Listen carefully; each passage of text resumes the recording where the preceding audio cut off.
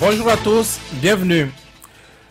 Le parti FCBE a réaffirmé hier à Boumé-Calvi lors de son congrès extraordinaire être toujours dans la logique d'une liste unique de l'opposition pour les législatives 2019. Au lendemain de cet événement, nous recevons le porte-parole du parti, Nourenou Attiadé. Nourenou Attiadé est député de la minorité parlementaire. Avec lui, donc, nous parlerons du budget de l'État exercice 2019. Nous reviendrons sur l'arrestation de Komi Koutié. Nous aborderons aussi le procès SCC Service actuellement en cours à la Criette. Honorable Nourenou Attiadé, bonjour.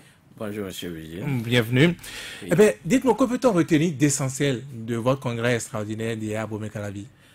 Merci beaucoup. Et nous avons fait hier un congrès extraordinaire et pour la mise en conformité par rapport à la nouvelle charte et de notre formation politique. Et c'est l'essentiel de ce qu'est consacré au niveau du congrès.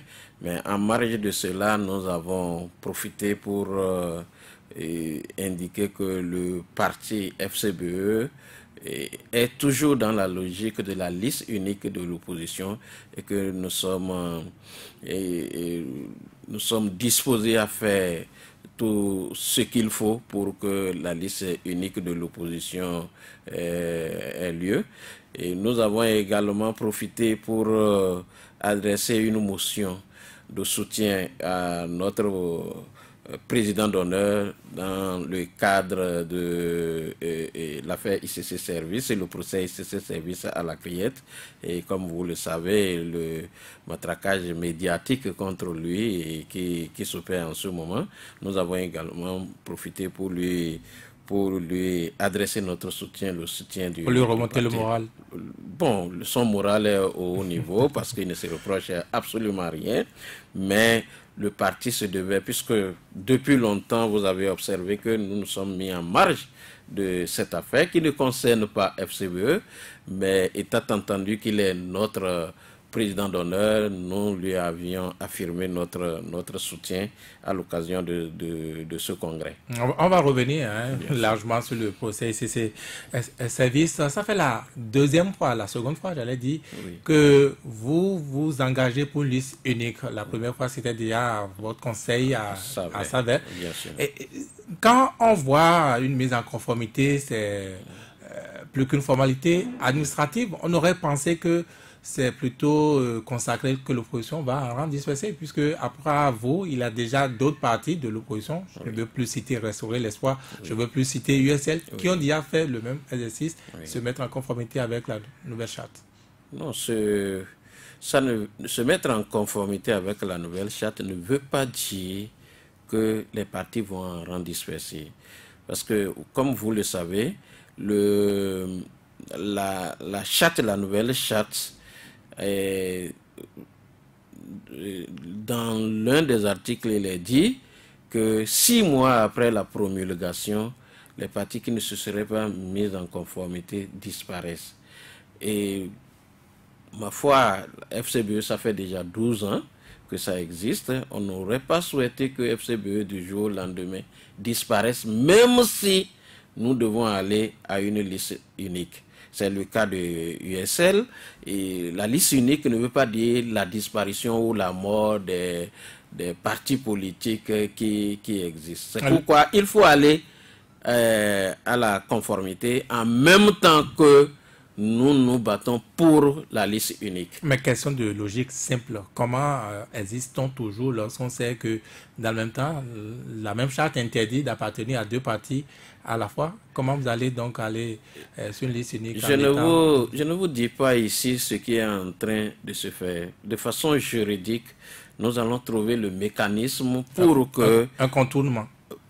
C'est possible. Ou une adaptation. C'est possible. Nous trouverons les moyens juridiques pour y arriver sans enfreindre à la loi.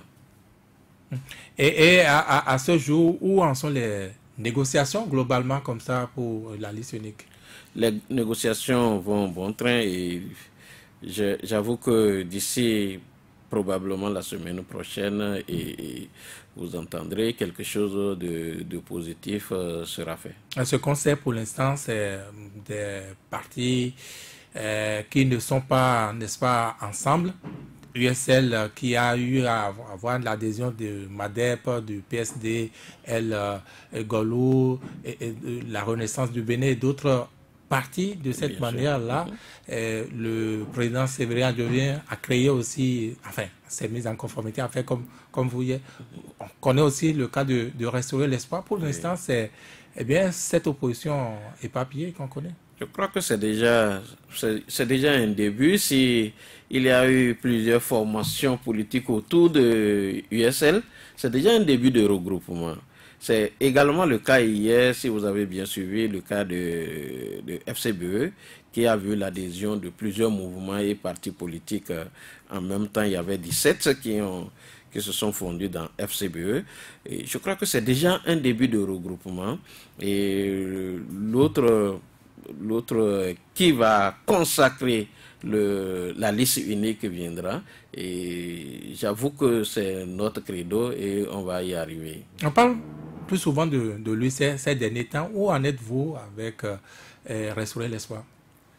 Restaurer l'Espoir, nous continuons de discuter avec Restaurer l'Espoir. Comme vous le savez, nous sommes ensemble avec un député Restaurer l'Espoir de la minorité parlementaire, et nous continuons de discuter au sein de la minorité parlementaire comme au sein de l'opposition plus large. Nous continuons de discuter et personne ne sera laissé en rade. Oui, mais les discussions ont repris quand, lorsqu'on sait que ça s'était arrêté en temps? Non, les discussions ne se sont jamais rompues avec Restaurer l'Espoir, comme je l'ai dit. Nous sommes tout le temps ensemble avec le député Guy Mitopé. Et la minorité parlementaire se concerte tout le temps qu'il faut, et il n'y a jamais eu d'interruption de négociation. Il y a Séverin Adjovien qui s'annonce aussi avec son LDR Vivotin du côté de Ouida. Vous entendez élargir aussi? Je crois que tous ceux qui se réclament de l'opposition sont la bienvenue. Nous travaillerons avec tous, dès qu'ils se réclament de l'opposition, dès qu'ils ne sont pas d'accord avec la gouvernance actuelle, nous ferons l'effort, le sacrifice nécessaire de travailler avec tout le monde. Il y a un parti qui est né, qui est de l'opposition, qui extraordinairement a le même symbole que FCBE. Est-ce que vous êtes ensemble également? Vous avez déjà pris discussion? Vous avez pris langue de moins avec non, ce n'est pas sûr qu'on puisse discuter avec cette formation politique, étant entendu qu'elle n'est pas de l'opposition. Ah bon? Ah oui, elle s'en réclame?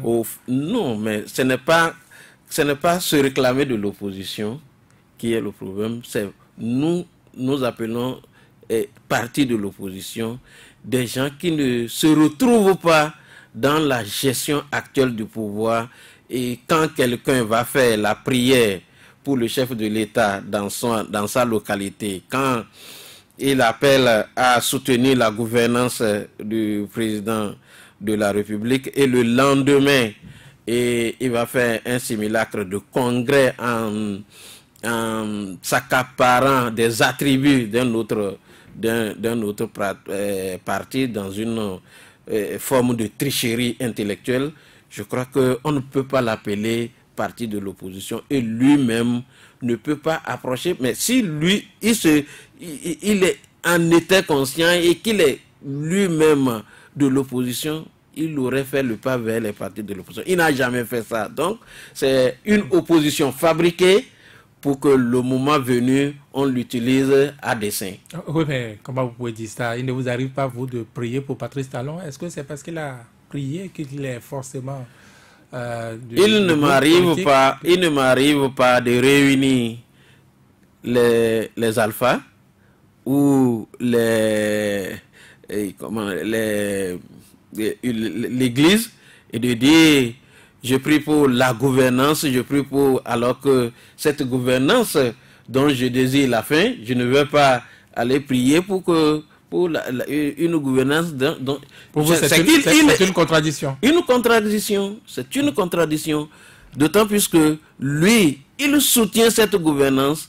On ne peut pas dire du jour au lendemain qu'on est de l'opposition. Je crois que c'est un cinéma, et nous n'allons pas accepter des brebis galeuses au sein de l'opposition. Le Cori, vous le lui laissez ou il y a une guerre, bataille juridique à venir? Nous n'allons pas faire la guerre avec celui-là. Ah oui? On n'a rien de commun. Pourtant, celui-là, c'est quelqu'un que vous connaissez bien. On le connaît très bien, mais il ne mérite même pas notre attention. C'est pourquoi on n'en parle même pas. Vous lui laissez le Cori? Mais il n'a pas pris le Cori. Il ne peut pas prendre le Cori et il n'a pas pris le Cori. Ah bon? Ah non, quand vous savez, mais la machination, les populations sont largement informées. On sait, on connaît comment la position de son Cori. Les électeurs savent ce qu'il est par rapport à notre Cori. Et il y a une différence. Ouais, le Cori, c'est le Cori, non? Oui, le Cori, c'est le Cori, mais son Cori est différent de notre Cori et les électeurs feront immédiatement la différence. On n'a pas besoin de lui faire la guerre, il va disparaître de lui-même. Alors, nous venons à Tchadé, vous vous préparez, dites-vous, est-ce que vous n'avez pas à ce jour raté certaines étapes, n'est-ce pas, sur la voie des législatives? On n'a pas vu à ce jour, n'est-ce pas, des groupes de politique, enfin, de l'opposition notamment, se déplacer, par exemple, aller voir ce qui se passe à la Sénat, aller voir ce qui se passe au COSLEPI? Ben, ce n'est pas... Nous avons nos représentants au sein du COSLEPI. Et ils nous rendent compte au fur et à mesure de l'évolution des choses. Donc, ça, à ce niveau-là, il n'y a aucun problème. Nos représentants font le travail qu'il faut pour l'actualisation de la liste électorale. J'avoue que d'ici quelques jours, ils vont finir leur mission. Et je pense qu'ils sont en train de faire un travail remarquable. La dernière fois, la Sénat est sortie pour dénoncer ce qui ne va pas. Le gouvernement s'est précipité de faire une rencontre avec elle. Mais j'avoue qu'au niveau de FCBE, nous ne sommes pas du tout satisfaits. Nous l'avons annoncé hier, on a fait une motion pour dénoncer ce qui se passe parce que déjà, 6 mois avant, on doit pouvoir commencer par mettre les moyens à disposition pour que la Sénat puisse commencer par faire les préparatifs pour des élections. On est à 2 mois environ des élections et le gouvernement n'a pas encore mis aucun moyen à disposition de la Sénat. 5,5 milliards de francs CFA sont annoncés pour la Sénat. Annoncés, ce n'est pas... je ne parle pas des annonces. Je sais que c'est le fort du gouvernement. Je sais que c'est le fort du gouvernement actuel. Oui, le ministre des Finances a dit dès que le budget sera mis en place. Et monsieur le journaliste, vous convenez avec moi que ce n'est pas le 1er janvier que le budget se met en place. Et lorsque vous votez le budget, vous rentrez dans l'année, il faut attendre peut-être le mois de février pour que le budget commence par se mettre en place. Ça veut dire que le gouvernement ne nous rassure pas que dès le 1er janvier, dès le mois de janvier déjà, que la Sénat pourra avoir les moyens pour commencer les préparatifs. Mais à chaque élection, donc nous sommes très représentés ainsi? Non, pas toujours. Pas toujours. Pas toujours. Comment c'est pourquoi j'ai dit 6 mois avant. Les élections sont toujours organisées mars et avril. Si la Sénat s'en est plaint, c'est parce que elle a attendu et ce qui se fait ordinairement n'est pas fait en ce moment. Elle souffrait déjà de ses ressources financières. Oui, elle souffrait déjà des ressources financières. C'est pourquoi elle a haussé le ton et elle a parlé. C'est que ça ne se faisait pas comme ça.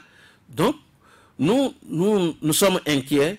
Et s'il faut organiser les élections en mars ou en avril, c'est que le gouvernement doit tout faire pour immédiatement et très rapidement mettre les ressources financières à la disposition de la Sénat. Parce qu'elle a beaucoup à faire. Tout se passe bien au COSLEPI, vous êtes rassuré. Avez-vous la même assurance du côté de la Sénat? Oui, mais c'est ça que je viens de dire. Je dis, nous, au niveau de FCBE, nous sommes très inquiets. Non, ça, c'est côté organisation, l'argent. Mais dès que ça déjà rate, c'est que il y a matière à inquiétude. Il y a matière à inquiétude. Si nous savons tout ce que le gouvernement fait pour aussi vassaliser la Sénat, mais il y a matière à être inquiet. Justement, est-ce que vous avez confiance aux acteurs de la Sénat?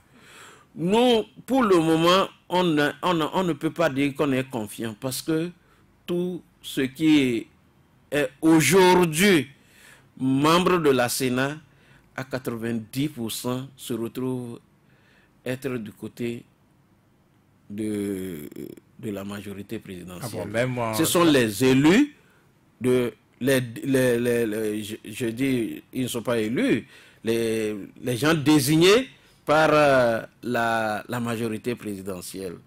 Et qu'il vous souvienne l'audit que le gouvernement a diligenté là-bas et pour régenter les gens, pour les empêcher de parler, pour les soumettre, comme on le dit d'habitude, pour les soumettre. Je crois que tout ça là fait que l'opposition a d'inquiétude. Oui, et nous veillons au grain, nous allons jouer notre partition, nous allons contrôler ce que nous devons contrôler et la population sera informée au fur et à mesure de l'évolution des choses. Oui, on ne se laissera pas faire. On ne vous suit pas bien. On sait que le gouvernement, l'actuel pouvoir, n'a eu l'occasion de désigner qu'un seul membre de la Sénat après la mort de l'un des 5. Oui, mais la Sénat, les membres actuels de la Sénat ont été désignés par des groupes politiques. Bien sûr. Et ces groupes politiques se retrouvent aujourd'hui avec l'actuel pouvoir.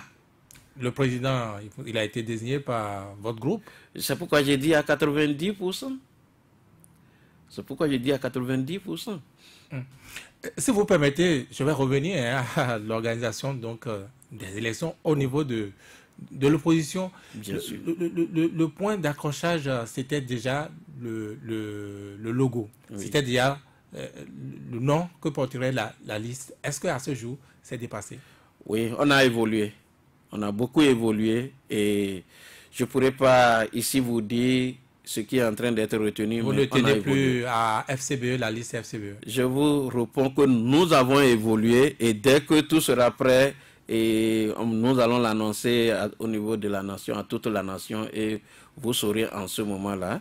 Et je ne peux pas vous dire exactement ce qui se fait en ce moment et sur ce plateau. Est-ce que le plus difficile ne commencera pas lorsque vous aurez arrangé tout ça là, à savoir le positionnement? Nous sommes prêts à faire tous les sacrifices possibles. FCBE a dit qu'elle fera tous les sacrifices possibles pour la liste unique. Et l'USL a dit la même chose. Toutes les formations politiques. Mais dire et faire, c'est pas pareil. Dire et faire, c'est pareil. Lorsqu'il y a la volonté, c'est que ça se fait, ça se fera. Tout le monde consent qu'il faut faire des sacrifices. Même au sein de FCBE, si on ne va pas à la grande alliance, c'est qu'il y a des sacrifices à faire. Si je prends ma circonscription électorale, il y a plusieurs candidats. La 13e. Au sein, la 14e, oui, la 14e circonscription électorale. Il y a plusieurs prétendants. Donc, il faut nécessairement faire des sacrifices. Des éliminations. Donc, c'est sûr qu'il y aura des grincements de dents. Et étant entendu que nous avons le même objectif, on pourra supporter les grincements de dents, comme vous le dites. Il y a un débat aussi sur le profil, les profils de députés. On parle de députés capables de migrer après les élections et les populations reviennent sur ça également, donc côté intégrité. Oui. Bon, on va en tenir compte beaucoup parce que, comme vous le constatez, FCBE est allé avec 33 députés. Aujourd'hui, on s'est retrouvé avec 15 députés. Je crois que ce n'est pas une bonne chose pour les formations politiques. La charte des partis politiques, nouvelle version, n'est pas arrivée à mettre un terme à ça. Je crois qu'on va faire avec. On verra d'abord la moralité. C'est vrai qu'il n'a pas un sincéromètre pour savoir ce que les gens vont faire après. Mais étant entendu que et à l'issue des élections, ceux qui ont migré facilement de l'autre côté, et si la sanction des populations tombait sur eux, et je crois que prochainement les députés réfléchiront par 2 fois avant de faire ces faux jeux à leur population. Parce qu'il ne sert à rien d'aller devant les populations pour dire je suis opposant à la gouvernance du président Talon, et du jour au lendemain, et les populations, sur cette base, vous accordent leur voix, et du jour au lendemain, vous vous retrouvez de l'autre côté pour dire c'est moi qui fais mon choix, c'est moi qui suis élu. Je crois que c'est un faux jeu, ce n'est pas intéressant, c'est trahir la confiance des populations. Et je crois que dès que ceux qui l'ont fait, dès que ceux qui se sont trouvés dans cette posture vont affronter leur électorat et se verront sanctionnés par ce fait, je crois que d'autres députés à l'avenir réfléchiront par 2 fois avant de faire le pas. Certains, peut-être oiseaux de mauvais augure, pensent que l'opposition n'a certainement pas fini de souffrir et que la liste, une fois connue, eh bien, c'est une autre lutte qui pourrait s'engager, à savoir quitus fiscal, à savoir des emprisonnements, peut-être d'autres difficultés. Oui, ça fait partie du harcèlement que l'opposition est en train de vivre en ce moment. Et moi, je dis, le problème aujourd'hui, le problème de la gouvernance de Talon, le problème politique que connaît aujourd'hui Talon n'est pas un problème d'homme. Quel que soit le béninois lambda qu'on mettra sur la liste, la personne est à même de faire mal. Quel que soit. On peut aller chercher, quand vous lisez les réseaux sociaux, vous entendez dire, même si c'est un Pakistanais, on amène, nous on va voter prochainement. FCB n'a qu'à nous amener un Pakistanais.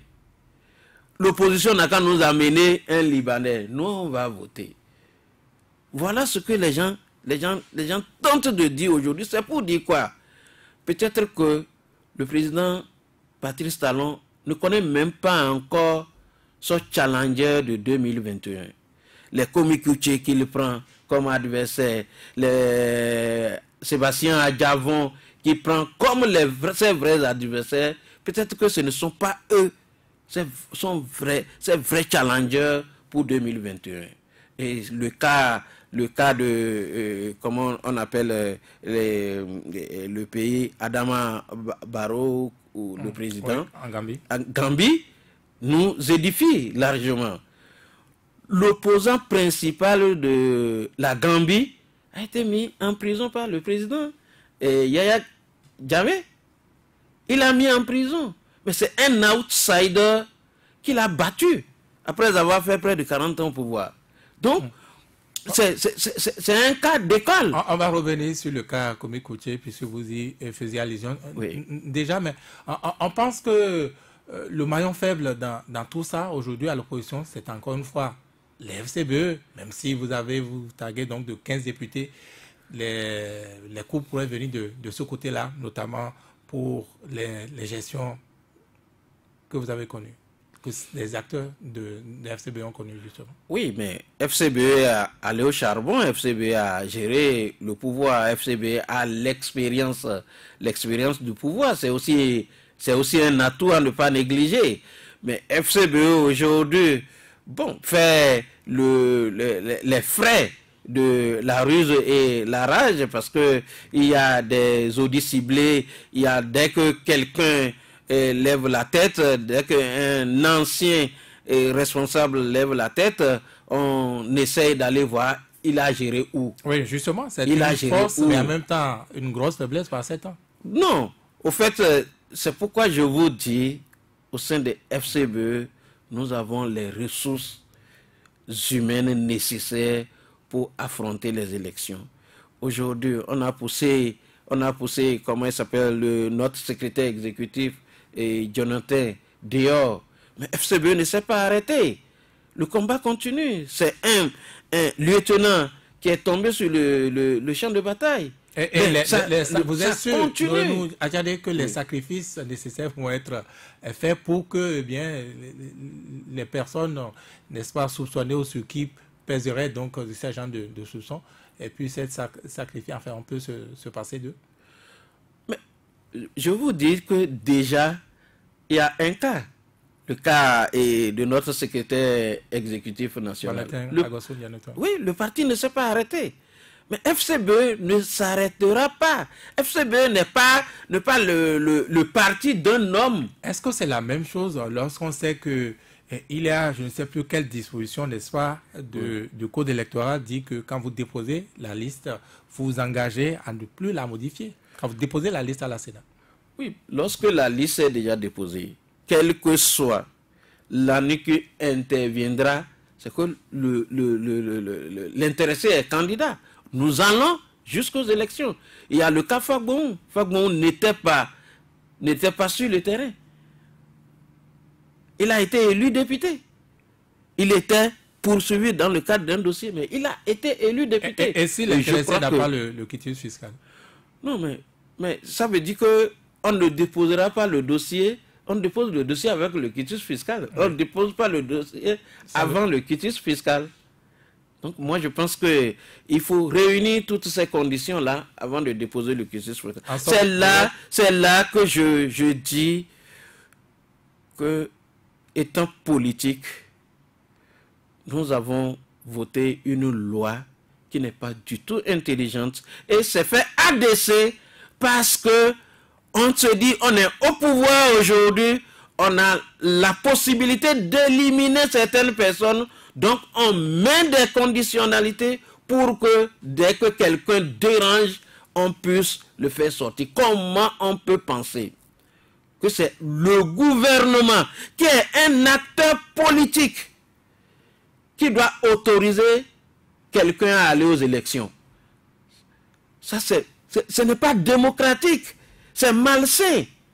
Il y a certains qui ne souffriront pas pour avoir le quitus fiscal, qui seront sur les lits, à qui on va délivrer sur un plateau d'or le quitus fiscal. Il y a d'autres qui vont souffrir avant de l'avoir. Il y a d'autres qu'on va empêcher de l'avoir. Et je crois que c'est malsain que le politique puisse mettre sa vie dans les mains d'un directeur général, peut-être un innocent, à qui le pouvoir central va dire ne lui donne pas, et étant entendu qu'il est sous ordre, il est obligé, et le pauvre, d'exécuter contre sa volonté.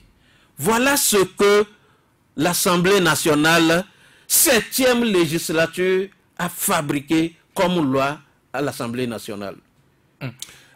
Vous parliez tantôt, n'est-ce pas, de ce soutien apporté hier lors du congrès extraordinaire à Boni Yayi. Boni Yayi, dont le nom revient régulièrement dans le procès SCC Service. SCC Service qui perturbe, on va dire, c'est législatif. C'est en pensant à ça, n'est-ce pas, que vous apportez non seulement le soutien à Boni Yayi, on vous dirait aussi que les victimes de SCC Service ont besoin de soutien. Oui, les victimes, comme vous le savez, en son temps, le gouvernement Yayi avait voulu, ou avait plutôt tout fait pour apporter son soutien aux victimes de ICC Service. C'était le credo de la gouvernance de Yayi. Les populations étaient spoliées. Il fallait qu'ils s'y mettent pour que les spoliés puissent rentrer dans leur dû. Et comme vous le savez, c'était une activité privée. Et dans ce cadre-là, le gouvernement pouvait ne pas s'intéresser. J'ai vu tout récemment au Ghana, sur les réseaux sociaux, une activité pareille où j'ai vu des gens dans la rue qui incriminaient le président. J'ai voté pour toi, mon agent, c'est 1000 CD, c'est 2000 CD, j'ai voté pour vous, faites quelque chose, ainsi de suite. On incriminait le président ghanéen. Ça s'est passé en Côte d'Ivoire. Le gouvernement ne s'en était pas mêlé.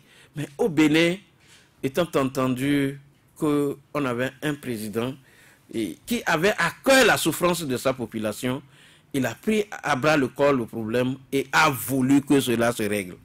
Aujourd'hui, les gens ont le... Et quand vous voyez d'abord la nature de la criette, la nature non, même de la criette. Avant d'en venir à la nature de la criette... Quand vous... J'en viens. Est-ce qu'à la différence de la Côte d'Ivoire, la différence du Ghana, oui, le président ici n'était pas trop proche de SCC Service, le président et ses ministres, n'est-ce pas la démonstration aujourd'hui à la criette? Je vais vous dire quelque chose. Je ne sais pas s'ils étaient proches du président Yahya Boni, mais des gens qui ont réussi à prendre autant de sous dans une république comme le Bénin, où on est à 80% et pauvre, et qu'on ait réussi à amasser ces sous-là auprès de nos populations, il faut se dire que c'est des gens intelligents et des gens qui mettent tous les moyens de leur côté pour montrer, pour fasciner et celui qu'ils veulent escroquer. Jusqu'au gouvernement, de l'État. Non, c'est pas de ça. Laissez-moi aller jusqu'au bout, vous allez comprendre. Lorsque des gens obtiennent audience auprès du chef de l'État et qu'ils utilisent cette photo, c'est pour dire que notre institution n'est pas quelque chose de farfelu et que nous sommes proches du chef de l'État. Alors que le but de l'audience, c'était peut-être pour aller dire, nous faisons du social, on fait les puits, on fait les forages, on construit les églises, mais on a utilisé ça pour autre chose. Est-ce que vous pensez qu'un chef de l'État peut déjà, en vous recevant, savoir que vous faites autre chose que ce que vous avez... Est-ce que le procès CC Service aujourd'hui n'est pas le procès de la gouvernance Yahi, lui qui acceptait tout argent, n'est-ce pas, pourvu que ça puisse servir à sa propagande? Non, le président Yahi n'a jamais accepté tout argent. Le président Yahi est un fervent croyant, quelqu'un qui connaît Dieu et qui ne fait pas n'importe quoi. Le président Yahi n'a jamais accepté n'importe quel argent. Et c'est ça que je vous ai dit tout à l'heure. L'argent des spoliés, l'argent de cette dame, Manga Kwechi, est-ce que c'est... Est-ce que vous pensez... À faire des effigies du chef de l'État? Moi-même, moi qui suis ici, j'ai fait des posters à l'effigie de Yahya Boni. J'ai fait sans peut-être aller me coller à lui et faire des photos et faire des posters. Mais on a monté des posters où je suis avec Yahya Boni, sans faire la photo avec lui. Deuxièmement, j'ai fait des posters, mais est-ce que Yahya Boni sait où j'ai trouvé de l'argent pour le faire? Est-ce que je lui ai dit... Le champagne à du chef de l'État distribué à la présidence de la République. Non, comment on distribue à qui? Mais le lieu où on distribue n'est pas le problème. Je dis, moi j'ai fait. Est-ce que je suis allé dire à Yahya où j'ai trouvé de l'argent pour le faire? Aujourd'hui, les posters qu'on a mis dans la ville de Cotonou pour magnifier le président Talon, qu'on a enlevé quelques jours après, celui qui l'a fait a dit à Talon où est-ce qu'il a trouvé l'argent? Non.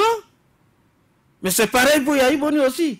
Pourquoi? C'est parce qu'on a découvert que c'est des voleurs qu'on va dire que c'est l'argent de ICC Service et que Yahya savait. Oui, vous avez écouté les témoignages des ministres, les anciens ministres de Boni Yahi. Apparemment, c'est plus que ce que vous dites, c'était une proximité. Yahya Boni s'était impliqué religieusement dans cette affaire, tout au moins dans la résolution pour que son pouvoir tienne. Non, au fait, oui, dans la résolution, pour que son pouvoir tienne. C'est normal. Lorsque vous avez vos populations qui sont spoliées, vous devez, en tant que président de la République, en tant que père de famille, vous devez vous mettre pour régler, pour que les populations retrouvent des moyens peu orthodoxes.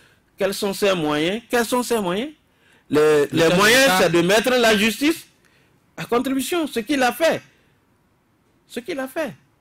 Mais il devait... Mais les autres témoignages dont vous parlez, monsieur le journaliste, monsieur Vigile, les autres témoignages dont vous parlez, quand quelqu'un dit quelque chose le matin, il dit autre chose le soir, vous ne voyez pas que la criette est en train de manipuler les témoins pour atteindre un objectif, détruire l'honorabilité du président Yahi, qui fait peur en ce moment par ses sorties. Comment le procureur spécial peut-il dire, vous pouvez mentir, vous pouvez tout dire, dites, n'ayez pas de crainte. Aucun procès ne prospérera. Il s'est dit à la criette, vous pouvez mentir, vous pouvez calomnier, mais comment vous pouvez comprendre cette proximité des présumés coupables avec la criette? Personne ne pose la question pour découvrir la vérité. Les questions qui sont posées, ce sont les questions pour inculper, pour dire que c'est Yahi, la gouvernance de Yahi, qui est à la base. C'est tout. C'est tout ce qui est recherché aujourd'hui à la criette. Mais quel est l'objectif d'un procès? C'est de retrouver les coupables, les punir pour que ça serve de leçon pour les autres. Mais ce n'est pas le cas. Ici, c'est comment faire pour que tout le monde, tous ceux que les témoins, que ce soit les témoins, les sachants, les présumés coupables, qu'ils disent que c'est Yahi. Et on dit quelque chose tout à l'heure, un instant après, on dit le contraire. Et le juge ou l'avocat ne peut pas demander, mais est-ce que vous avez la preuve de ce que vous êtes en train de dire? On ne peut pas dire, un hélicoptère ne peut pas prendre tout de même quand même 27 milliards. La contenance de l'hélicoptère ne peut pas, et le poids même des sous, l'hélicoptère ne peut pas.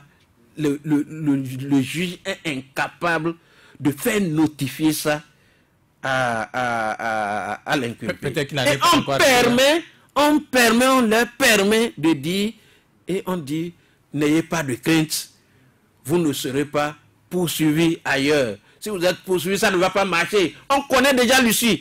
Lorsque quelqu'un se sent calomnié et il dit, je vais déposer une plainte contre X, le juge dit, pas de crainte, sa plainte-là ne va pas prospérer. Alors ça veut dire quoi? Vous pouvez mentir. Vous pouvez mentir sur son compte. Vous pouvez dire que c'est lui le promoteur de ICC Service. Vous pouvez dire que vous mangez matin, midi avec lui. Vous pouvez dire que vous allez déposer des cartons d'argent dans son bureau. Mais dites ce que vous voulez dire. C'est pas normal. Est-ce que FCBE, il y a quelque chose qui se prépare déjà? Vous préparez donc au niveau des départements, des personnes pour aller manifester, pour demander l'arrêt du procès, comme l'a insinué donc le procureur spécial? Il n'a pas parlé de FCBE, il a parlé de oui, certaines... il n'a pas parlé de FCBE. Il a parlé de certaines formations politiques. Je suis d'accord, mais et moi, je lui concède ce qu'il a dit. Parce que il sort du cadre de ses prérogatives et pour rentrer dans le cadre politique. Ces déclarations paraissent comme un acteur politique qui connaît ses adversaires et qui est en train de les combattre.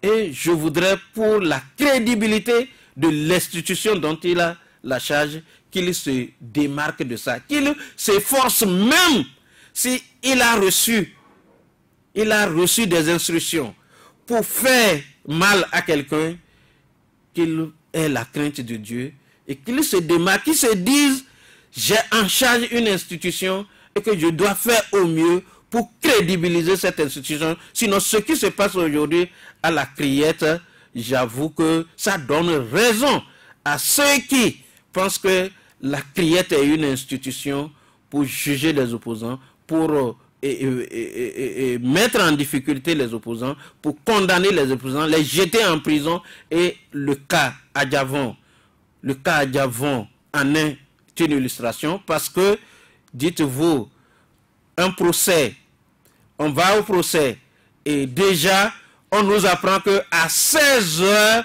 on aura le verdict et que c'est 20 ans de prison. C'est comme si on a rédigé déjà le verdict, on a mis dans la poche et quel que soit l'avocat, vous pouvez aller chercher votre avocat aux États-Unis au ciel. Il n'a rien à dire, le verdict sera dit à 16 heures. Et à 16 heures, on apprend que Adjavon est effectivement condamné à 20 ans de prison. Je crois que ça ne crédibilise pas, pas l'institution. Je n'ai pas oublié ma question. Est-ce que quelque chose était en préparation à la FCBE? Rien n'est en préparation pour nous. Je l'ai dit au début de l'émission. J'ai bien dit que FCBE se met en marge de cette affaire de ICC Service parce que ça ne regarde pas FCBE. FCBE n'a rien dans le procès ICC Service. Et si la dernière fois, ou bien hier seulement, nous avons été obligés d'en parler au niveau de notre congrès extraordinaire, de soutenir notre président d'honneur au niveau de notre congrès extraordinaire, c'est simplement parce que nous avons constaté des déviances, nous avons constaté que le parti même est attaqué par le procureur spécial et c'est à ce niveau-là que nous avons dit trop c'en est trop, il fallait quand même soutenir le président. FCBE n'a rien à voir avec ICC, dites-vous, mais est-ce que l'opposition peut s'en sortir aujourd'hui après ce procès sans perdre de plus? Ben, vous savez, le Bénin et le Béninois est très, très, très informé et très intelligent et suit de près l'actualité. Quand on voit la période à laquelle on a ouvert le procès ICC Service, quand on voit les différentes interventions des mises en cause et les sachants que l'on reçoit à la criette, quand on voit la façon dont le procès est conduit, ça n'a aucun effet. Au contraire, ça frise l'acharnement contre une personne dont on veut ternir l'image et ça remonte encore sa popularité au sein de l'opinion. Est-ce que si demain la criette devait écouter Boni Yayi au titre des sachants, il devait se présenter? Et pourquoi on va l'écouter au titre des sachants? Pourquoi? On peut aller au bout de ce procès. Ça va être de sa volonté. Moi, j'ai suivi je ne suis pas juriste. Si je n'avais pas suivi le juriste, j'allais vous dire que il va se présenter, étant entendu que c'est un citoyen, il va se présenter, mais il a la possibilité de dire je me présente ou je ne me présente pas. Il a la possibilité. Au terme de la loi. Vous n'avez pas répondu à la question, je comprends que c'est délicat. Je ne peux pas répondre à la place de Yayi Boni. Voilà. Mais une autre affaire, presque éteinte par l'affaire CC, dans tous les cas, c'était un gros silence qui l'entourait. Je veux parler de l'arrestation de Kwame Couché. Il en est où aujourd'hui? Quelle est sa situation? Oui, mais vous avez dit c'est passé sous silence. Au fait, vous savez, nous, comme je l'ai dit, l'affaire Kwame Couché fait partie des affaires de harcèlement que vit l'opposition depuis l'avènement. Je rappelle aux auditeurs que Kwame Couché est le deuxième secrétaire exécutif national de FCBE, oui. Et depuis l'avènement du gouvernement de Patrice Talon, et comme vous le savez, je rappelle également que le président Patrice Talon a dit à maintes reprises que pour être réélu, un président d'un petit pays comme le Bénin n'a pas besoin d'un bilan. Il peut travailler, il peut ne pas travailler dans l'intérêt des populations. Il lui suffit qu'il soumette les grands électeurs, les maires, les députés, et qu'il soumette tout le monde et qu'il passe facilement. Il n'a pas besoin d'un bilan. Et également, si ceux qui ne vont pas se soumettre, il faut les écarter de son chemin par n'importe quel moyen. Et aujourd'hui, nous avons constaté que Et le président Talon utilise les armes non conventionnelles en démocratie pour lutter contre ses opposants. Et Komi Kouché est dans ce sillage-là. Et après que la demande de poursuite a échoué au niveau de l'Assemblée nationale, et dans le cadre de vol d'argent fabriqué par eux-mêmes, c'est vrai que l'argent a été volé à son domicile, mais le montant, ils ont grossi le montant, ils ont fabriqué, ils ont habillé comme d'habitude. Et bon, je crois que le bon sens à un moment donné, avant le vote, a prévalu. Et ils se sont dit, mais c'est trop gros comme mensonge, il faut reculer. Et ils ont reculé dans ce dossier-là. Maintenant, ils ont, étant entendu qu'ils ont fabriqué une cour qui s'appelle la Criette, et que même si en première instance vous êtes jugé et qu'on dit au bénéfice du doute, on vous libère, il y a d'autres juges plus gradés et plus éclairés et qui plus soumis, en somme, qui peuvent récupérer ce qui est fait là-bas et donner 20 ans. Donc, on a envoyé le dossier FNM à la Criette, et alors que Komi Kouché s'était présenté au juge d'instruction de première instance, et le juge d'instruction a trouvé que le dossier ne valait pas la peine d'être poursuivi. Vous voulez dire c'est un mandat d'arrêt de la Criette qui a été exécuté contre Komi Kouché aujourd'hui? La Criette n'a pas émis un mandat d'arrêt. Et si, c'est pourquoi nous sommes en train de déplorer le silence coupable du gouvernement jusqu'à ce jour.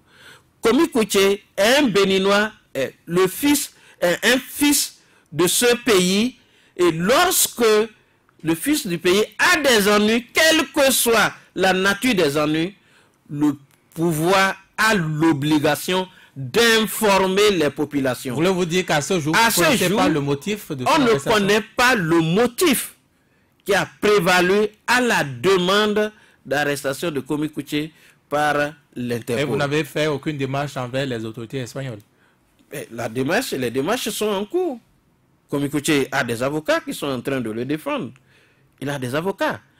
Mais nous pensons que c'est un acharnement. La Criette ne peut pas délivrer un mandat d'arrêt international, d'autant puisque Komi Kouché avait une convocation qui n'était pas encore expirée et son arrestation est arrivée. Donc, quand vous convoquez quelqu'un et que la date n'est pas encore arrivée, on ne peut pas émettre un mandat d'arrêt. C'est impossible. Mais tout laisse penser que l'Interpol ne peut pas s'exécuter s'il n'y a pas un mandat d'arrêt. C'est quoi alors? Ça veut dire que de façon frauduleuse, il y a eu peut-être l'émission d'un mandat d'arrêt. De façon frauduleuse. Ou en catimini, et jusqu'à ce jour, que ce soit la Criette, que ce soit le tribunal de première instance, connaît les avocats de Komi Kouché. Et à ce jour, aucune notification n'est faite à ces avocats. Je crois que nous sommes dans un état de non-droit. Nous sommes dans un état où on peut faire ce qu'on veut contre les fils de son pays, et dans l'impunité totale. Je crois que le Bénin, les Béninois doivent prendre acte. On imagine que vous devez être aussi embarrassé, ne sachant quoi faire, puisque ne sachant pourquoi cette arrestation. Qu'est-ce que vous faites? Comment vous gérez ça à la FCBE? À notre corps défendant, difficilement, et à notre corps défendant. Mais nous avons, comme je l'ai dit, commis à des avocats, et je crois que nous avons espoir que ça se passe dans un pays de droit. Ce n'est pas dans un État comme le Bénin, c'est en Espagne. Et nous pensons que le droit sera dit. Revenons au discours du chef de l'État devant l'Assemblée nationale. Vous êtes député de la minorité, de l'opposition, mais commençons d'abord par ça. Oui. Qu'est-ce qui a trouvé grâce dans ce discours, à votre avis? Merci beaucoup. Et en fait, je voudrais déjà féliciter le président de la République pour avoir sacrifié à la tradition et avoir respecté les dispositions constitutionnelles, parce que ce n'est pas souvent facile, et on est habitué à la violation et flagrante des dispositions de l'Assemblée. Si cette fois-ci... Il était là, mais vous n'étiez pas au rendez-vous. Nous, on n'était pas au rendez-vous de la minorité. Parce que, comme je l'ai dit tout à l'heure, et le président Talon, on n'était pas là parce qu'il est habitué à utiliser les armes non conventionnelles en démocratie contre l'opposition, et on ne peut pas aller nous asseoir pour l'acclamer.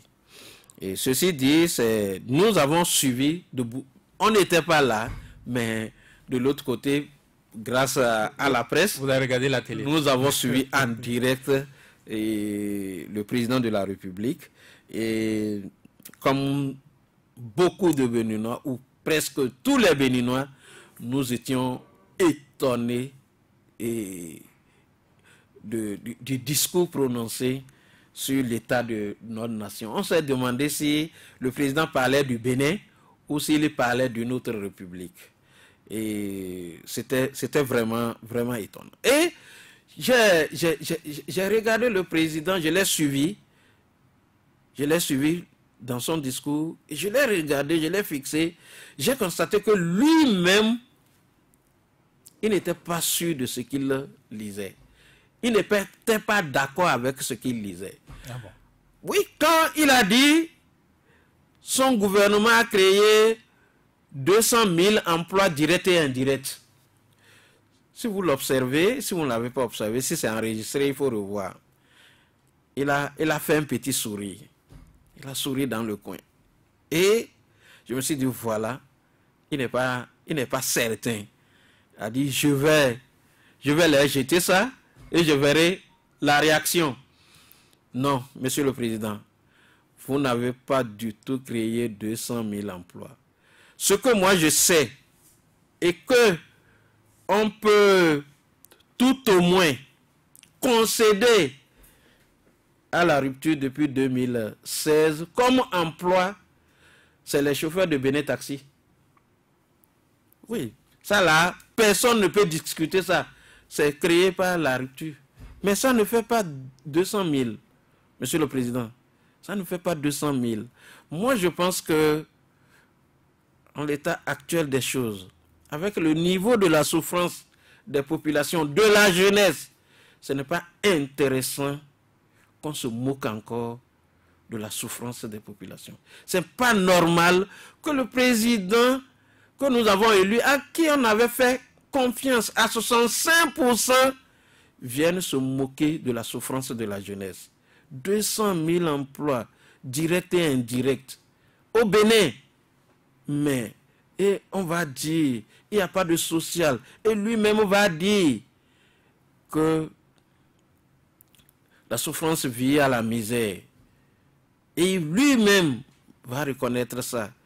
Mais 200 000 emplois au Bénin. Apparemment, c'est ce qui vous a plus marqué dans le discours. Oui, c'est ça qui a marqué tout le monde. Je vais noter d'autres aspects. Ça qui a marqué tout le monde. Ce n'est pas bien. Lui-même, mais j'ai l'impression que au début de son mandat, le président Talon ne voulait pas mentir au peuple. Il disait la vérité au peuple. Il a dit, on va serrer les ceintures. Je sais que c'est dur. Il a dit que la nourriture au feu, ça mijote, que ça va venir. Il dit, je comprends, c'est difficile. Ça peut être, ça va paraître comme c'est l'éternité. Je vous comprends. Il dit des choses, il reconnaît ce qui ne va pas. Mais j'ai l'impression que les conseillers à la politique lui ont dit, il faut commencer par mentir. Et il est tombé dans leur panneau. Ce n'est pas bon. Un président doit dire la vérité à son peuple. C'est ça qui est normal. Oui, mais on peut maintenant, déjà hier. Si 200 000 emplois, non, c'est pas parce que, c'est ce que je refuse. C'est pas parce que si Boni Yaya fait quelque chose de mal que le président Talon va faire la même chose. Non, non. On a élu le président Talon pour corriger l'état du président Boni Yaya et pour que le pays puisse avancer. Boni Yaya a exercé. Aujourd'hui, on ne va pas élire un président pour qu'il fasse pire que ce que Talon est en train de faire aujourd'hui. Ça va être mauvais. Mais il nous a dit serrer les ceintures. Il nous a dit ça mijote, c'est au feu. Mais quand le repas est prêt, il fallait qu'ils nous disent que c'est prêt. Ils se sont accaparés de ça, ils ont mangé seuls. Et aujourd'hui, ils nous disent qu'il y a 200 000 emplois. Mais quand est-ce que le repas était prêt et nous, on n'était plus informés? Quand est-ce qu'eux, ils ont enlevé les ceintures et nous, on continue de serrer les ceintures? Ils ne nous ont plus dit. Mais on apprend seulement que 200 000 emplois ont été créés. Mais cette annonce n'est pas bonne et je pense qu'on doit... Il a également dit que l'asphaltage a commencé. Non, ça n'a pas commencé. Vous avez vu ça où, M. Vigile? L'asphaltage, même à côté de nous ici, la route des pèlerins célestes, c'est ça l'asphaltage? Oui, c'est ça l'asphaltage. Mais c'est du concret, ça, non? Je vous concède ça. Ça a été pavé, non? Oui. Le pavage n'est pas l'asphaltage. Bon, nous ne connaissons pas la réalité. Non. Le pavage n'est pas l'asphaltage. Asphaltage, c'est mètre de bitume. Ok? Ça là, ce n'est pas dedans. Donc, dans la ville de Cotonou, tout au moins où je vis, tout à l'heure, je viens de Godomé, j'ai traversé la ville de Cotonou, j'ai vu sur au moins 2 rues qu'il y a les panneaux de chantier. Asphaltage. Il y a les panneaux de chantier. Et ça fait 3 mois que ces panneaux ont été posés. Panneaux de chantier, des écritures. Et après, on voit des panneaux de déviation. Sans travaux. Les panneaux de déviation. Je crois que et le président de la République nous dit que l'asphaltage a commencé. Non. S'il te plaît, monsieur le président. Ceux qui vous demandent de mentir au peuple sont en train de vous faire du mal. Ce ne sont pas des politiciens. Ils vous font du mal. Parce que la population va vous poser des questions demain par rapport à ces points que vous affirmez. Et poser les questions, ce n'est pas qu'ils vont vous voir pour vous dire, monsieur le président, ça va être dans l'urne. C'est dans l'urne.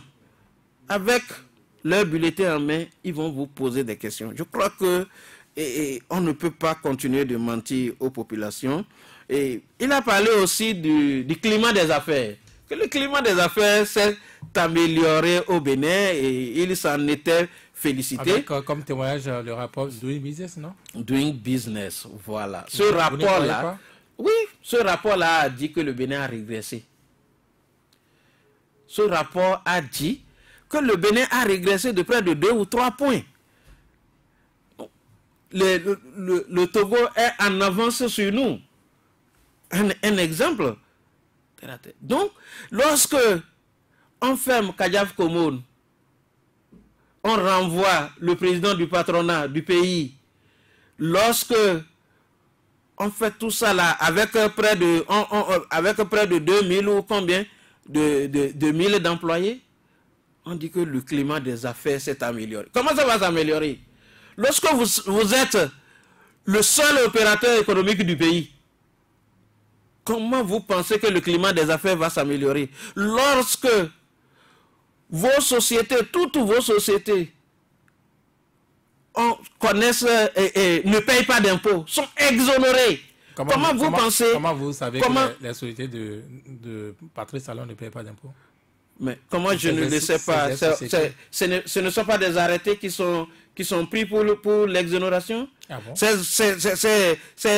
Comment on dit ça? Ces arrêtés sont publiés. Ce n'est pas les arrêtés, on ne cache pas les arrêtés. C'est quelqu'un qui doit exécuter, non? Donc même si les documents aujourd'hui, les documents qui devaient être officiels, les documents demandés par l'Assemblée nationale de droit. Et vous avez copié de ces arrêtés? Je ne suis pas obligé de garder ça dans mes archives, je n'en fais rien. Donc, lorsque on présidentialise l'économie d'un pays, j'utilise les termes d'un collègue, lorsque l'économie du Bénin est présidentialisée, on ne peut pas dire que le climat des affaires est très bon. Mais c'est bon pour quelqu'un, mais les autres sentent. Lorsque les Libanais ferment, tous partent du pays. Lorsque, aujourd'hui, la pression fiscale est à son comble. On va quitter le discours du chef de l'État. On ne peut pas. On peut pas. Le budget... Non, avant de quitter, je voudrais parler de quelque chose d'important. Le président de la République a parlé du délestage pour dire que c'est du passé et que c'est une réussite et s'en était félicité. Oui, mais je voudrais dire au président que le Bénin ne se limite pas à Cotonou. À Cotonou, il y a beaucoup d'efforts qui ont été faits, c'est vrai. Ça s'est amélioré par rapport au passé, c'est vrai. Mais lorsque vous allez à l'intérieur du pays, les gens vivent le calvaire. C'est à peine qu'ils ont... Dû au délestage? Délestage. C'est à peine qu'ils ont le courant 24 heures sur 48 heures. Ah bon? Ça là... C'est dans quelle région précisément ça? Il doit le savoir. Dans le nord. Dans quelle région précisément? Dans le nord. Dans le nord. Moi, j'ai toujours mon groupe allumé dès que je me rends au nord. Donc, il doit le savoir et ne pas être péremptoire comme il a fait. D'autant plus que, au moment où il délivrait son discours à l'Assemblée, l'hémicycle fonctionnait sous groupe électrogène. Il n'y avait pas le courant. Mais vous n'y étiez pas. Je n'y étais pas, mais j'affirme encore qu'au moment où le président de la République délivrait son discours, il ne pouvait pas savoir. Ça, je le sais. Il ne pouvait pas savoir. L'hémicycle était sous groupe électrogène parce que le courant n'y était pas. Les autres bâtiments de l'Assemblée étaient dans le noir. Lui ne le savait pas. Mais il en était très fier de ce qu'on avait le courant. Alors que le groupe électrogène de l'Assemblée portait l'électricité. On n'a pas beaucoup de temps pour le budget de l'État. Voilà. C'est 2019, malheureusement. Mais dites-moi un mot. Ce budget, on sait que vous êtes encore une fois député de l'opposition, que vous allez trouver qu'il n'y a rien dans le budget. Pourtant... Non. Au fait, il y a beaucoup de choses dans le budget. Ah oui, de bien. Beaucoup de choses de bien. Et comme par le passé, que ce soit le budget 2017, le budget 2018, c'est des budgets, quand vous les prenez, c'est de bons budgets, bien montés par les cadres. Les cadres que je salue au passage. C'est des jeunes cadres du ministère de l'économie et des finances. Très jeunes. On ne pouvait pas croire que ces messieurs-là pouvaient prendre la relève. Ils font un travail remarquable. Mais c'est l'exécution qui pose de problèmes. Lorsque vous dites que en 2017, le PIB est de 808 milliards, Monsieur Vigile, 808 milliards. Il a quel malheur? On a applaudi, on en était très contents. Notre pays va sortir de l'ornière. Et au même moment, pour financer ces 808 milliards, il faut aller sur le marché local, faire des emprunts obligataires, des bons de commande. Et vous savez que c'est des prêts très chers pour le pays. Très chers à payer. Donc, nous avons consenti, on a dit, mais comme c'est pour les projets structurants, dès qu'on consent ces prêts-là, à long terme, on va payer. On va réussir à rembourser la dette. Et lorsque on concède, l'Assemblée accepte et que le gouvernement exécute ce budget à 90% avec les emprunts obligataires collectés de gauche à droite, tous les jours le Bénin est sur le marché régional pour prendre de l'argent. Très cher, 150 milliards, oui, c'est donné au complet, les gens ont donné. Et qu'au finish, à l'exécution, pas d'impact sur la population, pas d'impact physique. Comme réalisation, on se demande qu'est-ce qui se passe. Et à chaque instant, on a fait des questions. Si ce que vous dites, si c'est réel, est-ce que vous n'êtes pas vous aussi mis en cause lorsqu'on sait que par la suite vous votez quand même la loi de règlement qui suit? La loi de règlement n'est pas encore votée. Et comme vous le savez, Non, il n'y a aucune loi de règlement de Patrice Talon qui soit déjà votée depuis 2016. Je crois que 2016 est déjà votée. Oui. Je crois que, vous savez, là-bas, ce n'est pas à l'hémicycle. À l'hémicycle, ce n'est pas la raison qui prévaut. C'est le rapport de force. Le gouvernement a 60 députés ou 62 députés qui approuvent ces actions. Donc, quand ces questions-là arrivent, ils ont beau ne pas être d'accord, mais au finish, ils approuvent. Mais je vous prends un exemple simple. Oui. Le budget que nous venons de voter. Lorsqu'on était en train d'étudier ce budget, il y a beaucoup de députés qui ont levé la voix pour dire qu'il y a trop de taxes sur les produits agricoles. Et il y en a vraiment. Trop de taxes. Le cajou à 70%, le palmier à huile à 60%, et maintenant le coton qui a toutes les subventions à 10 francs. Et vous savez pourquoi? Vous savez celui qui a le coton. Pourquoi? Qui a le coton? Mais c'est à 10 francs le coton. Mais le cajou que le pauvre paysan chez Chine a produit, sans aucune attention particulière, le cajou va payer 70 francs le kilogramme. Vous disiez, oui, 70 francs, d'accord. 70 francs le kilogramme. Le palmier à huile, 60 francs, ainsi de suite. Tous les députés avaient dit non, que ça là, ce n'est pas bon. De tous les bords. De tous les bords. Il faut que le gouvernement revoie ça. Mais quand on a fait les amendements, le gouvernement a rejeté. Il a dit, par rapport au cajou, que lui veut même monter plus. Oui, mais il y a un an, vous aviez déjà concédé ça. Pourquoi c'est maintenant on veut réduire? Non, au fait, est-ce qu'on avait concédé? C'est le passage en force. C'est le passage en force. Et je vous dis, le gouvernement a une majorité confortable. Quelles sont les taxes qui ont diminué, qu'on a enlevées cette fois-ci? Bon, il y a la taxe sur le karité qui était à 60 francs. Et on leur avait dit en son temps que ça ne peut pas marcher. Le karité ne fait même pas parfois 60 francs le kilogramme. Et vous le taxez à 60 francs. Ce que les bonnes dames vont en brousse souffrir pour récolter, vous taxez.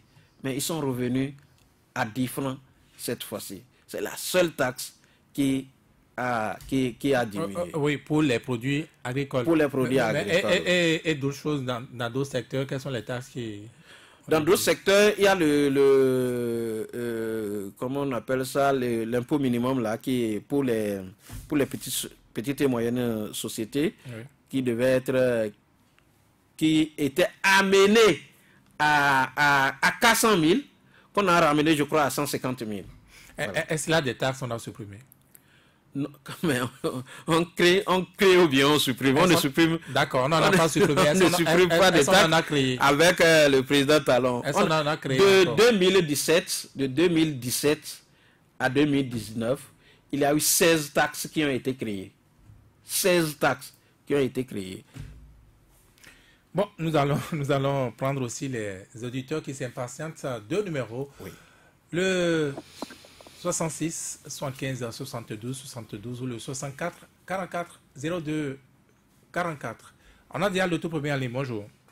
Oui, bonjour. Bonjour. C'est Dieu donné Hontier, c'est le pays avec Bagé. Dieu donné Hontier tout nouveau, c'est ça hein? Hontier nouveau, excusez-moi. Toutes mes excuses. Honorable Mioni, bonjour. Bonjour, monsieur Dieudonné. Considération à vous. Merci. L'appel de Pédé avec Bagé, j'ai deux questions pour vous. La première, dites-nous, c'est comme tel effet de ne pas dire l'opposition, au cas où à quelques jours de dépôt de dossiers, certains sur la liste, nous verrons contraints d'être effacés. Mon micro ne marche pas trop bien.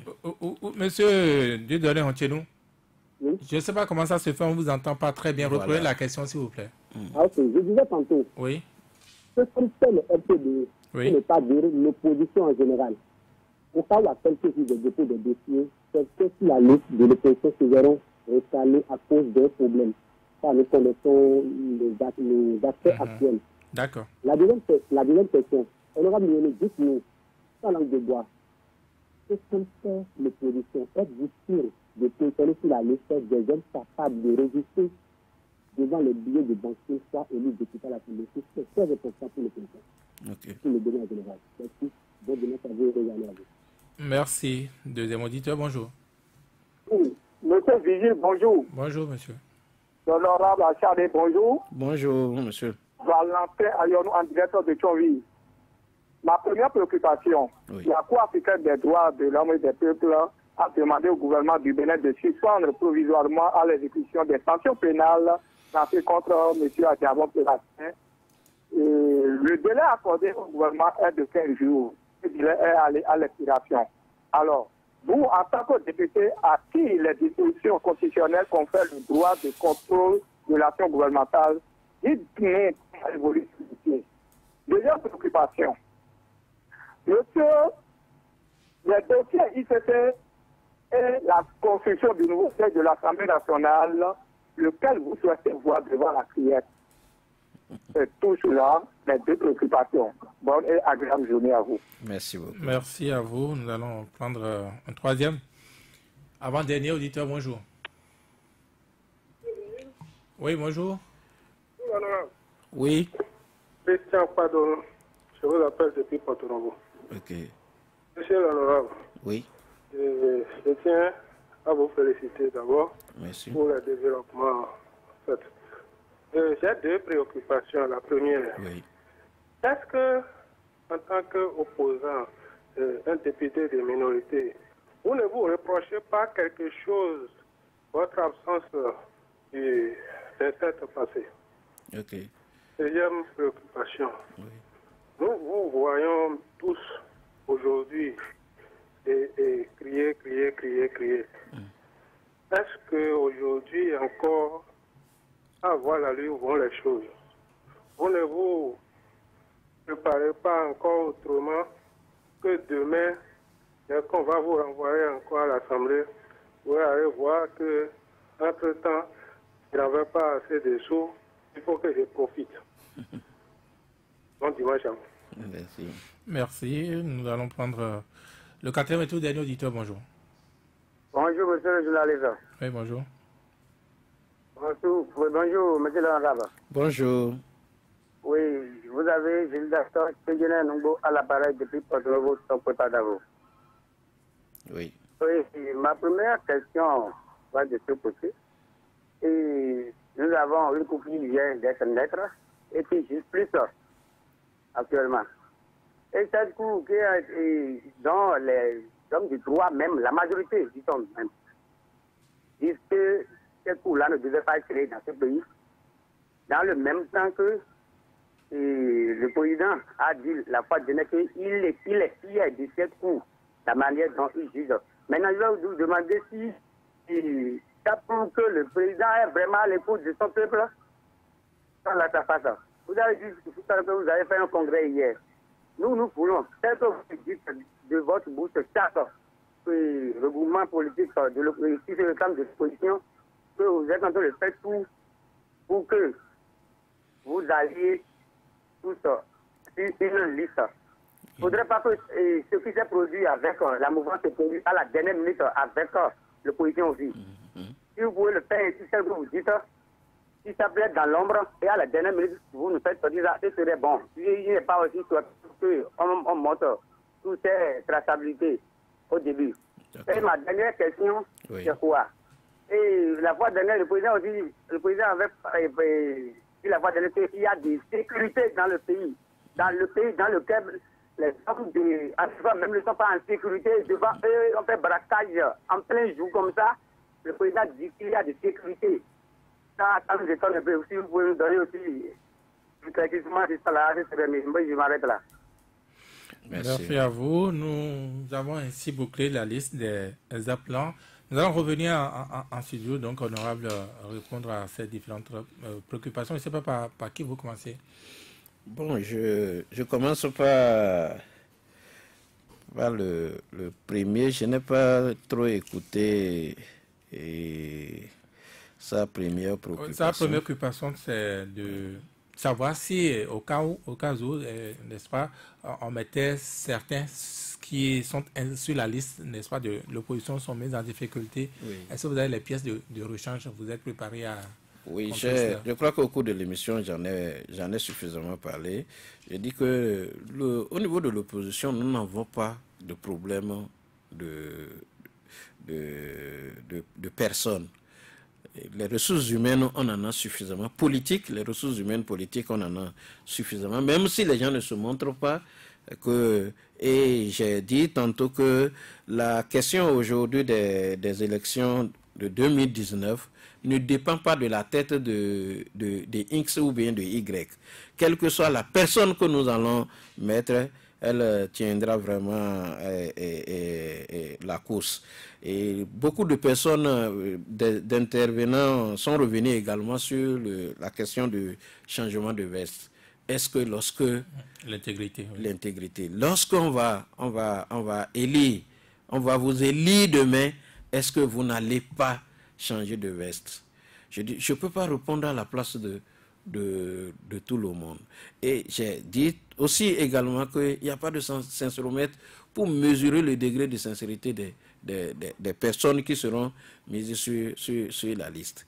Mais, étant entendu que les conséquences corrigent mieux que les conseils, je suis certain que avec tout ce qui se passe et par rapport à aujourd'hui, l'hostilité que la population a vis-à-vis des personnes qui se comportent comme ils le déplorent, je crois que les gens ne vont pas se hasarder à changer encore de camp. Et au terme de tout, je crois on fera tout possible pour prendre une loi à l'Assemblée nationale pour empêcher la transhumance. Parce que quand vous, au Togo à côté, lorsque vous êtes élu sur la bannière d'une formation politique et que vous quittez cette formation politique, c'est que vous perdez votre mandat. Automatiquement, vous perdez votre mandat. Donc, les gens ne vont pas se hasarder à quitter leur formation politique. Je crois qu'on va en arriver. Et effectivement, le président de la République, dans son discours sur l'état de la nation, a apprécié le travail de la Criette, et il a dit que c'était vraiment nécessaire que la Criette soit créée. Je l'ai dit aussi. La Criette répond aux aspirations du président de la République. Ce qui compte aujourd'hui pour le président Talon, est-ce que la Criette joue le rôle que lui veut? Point barre. Et ça joue ce rôle-là activement. Parce que, imaginez, Adjavon n'est pas là. Imaginez, Komi Kouché est persécuté en ce moment. Imaginez, Djenoté Agosso dehors. Si ces personnalités dont je viens de citer le nom étaient au Bénin, ajoutées aux autres personnalités qui sont sur le terrain, je crois que la rupture aurait beaucoup de soucis à se faire. Je sais qu'elle a de soucis, mais elle aurait plus de soucis à se faire si le président Adjavon devait être sur le terrain et faire la campagne lui-même, aller de localité en localité. Je crois que la rupture a beaucoup de soucis à se faire. Mais comment la Criette, créée de toutes pièces et avec des missions précise, a réussi à le bouter dehors et qui ne peut pas rentrer, peut-être malgré l'injonction de la Cour africaine des droits de l'homme et des peuples, que il ne peut pas venir. Je crois que c'est déjà un bon signe pour le président Talon, et il ne voudra pas, peut-être, il va continuer d'apprécier le travail, le rôle joué par la criette. Ça veut dire quoi? Ça veut dire que le président, à ce niveau-là, comme l'a dit l'auditeur, le président est en déphasage avec son peuple. Je suis entièrement d'accord avec lui.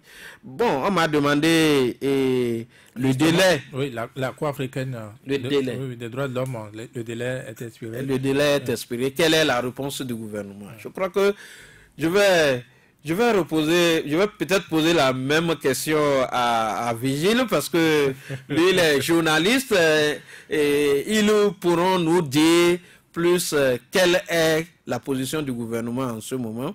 Parce qu'on a un gouvernement qui ne communique pas, qui ne dit pas ce qu'il fait. Surtout quand c'est louche, vous ne pouvez pas savoir. Le président de la République, quand la Cour africaine des droits de l'homme a fait des injonctions, je me suis dit, tiens, le président Talon se doit forcément de répondre positivement à ces injonctions. Oui, parce à ce jour, on ne sait pas effectivement si le gouvernement a répondu ou pas. Mais est-ce qu'il ne relève pas aussi de l'opposition, n'est-ce pas, d'aller chercher la réponse, nous dire si le gouvernement a répondu, oui ou non? Aller chercher à la Cour. Ah oui, à la Cour. Les avocats de Sébastien Germain à Javon, par exemple. Certainement qu'ils le diront les jours à venir. Parce que c'est pas parce que le délai a expiré en même temps qu'il faut commencer par... Je suis sûr qu'ils sont là-dessus. Ils sont là-dessus et ils vont nous le faire entendre. Mais bon, le journaliste d'investigation pouvait très rapidement et à l'expiration d'abord votre dossier, le dossier de...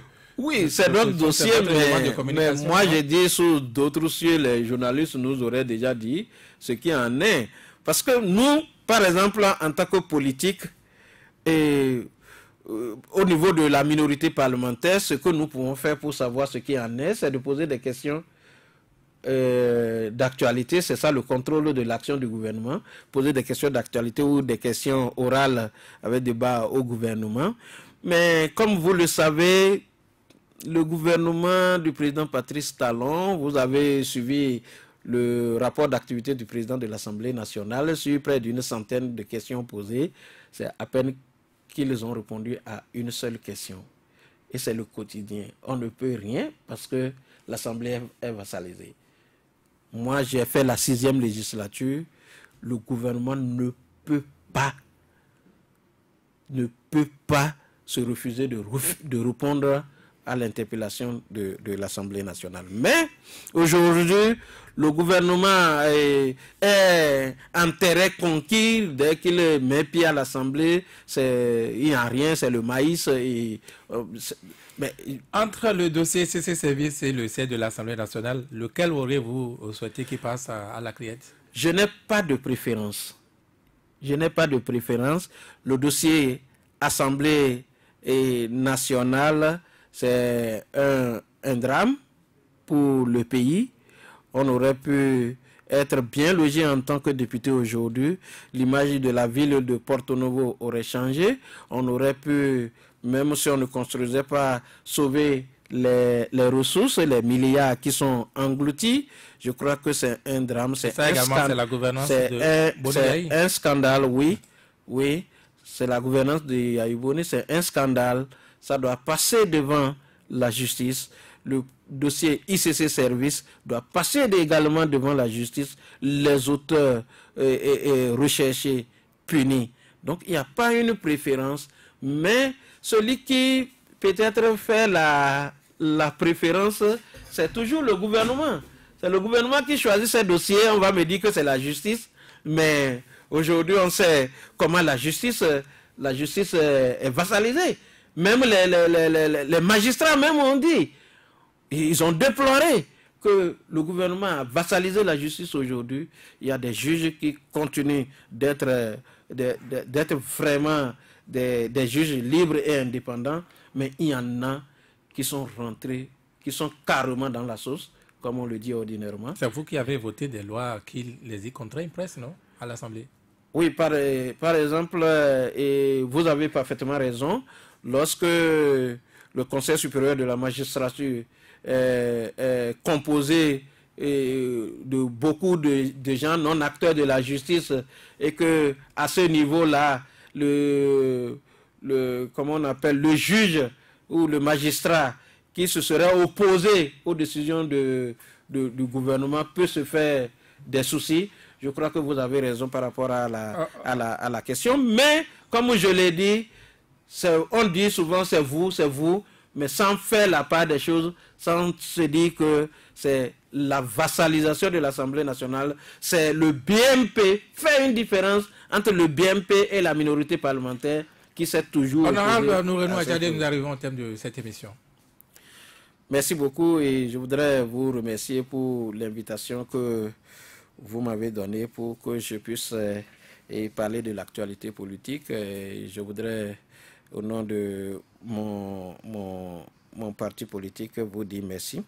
Et je voudrais également aussi profiter pour souhaiter bon vœu aux Béninois et les donner espoir que demain sera meilleur et prier la santé pour le président de la République et son gouvernement et dire également que les élections de 2019 se passent très bien dans la transparence totale, même si les conditions ne s'y prêtent pas, même si le gouvernement fait tout pour visser les élections.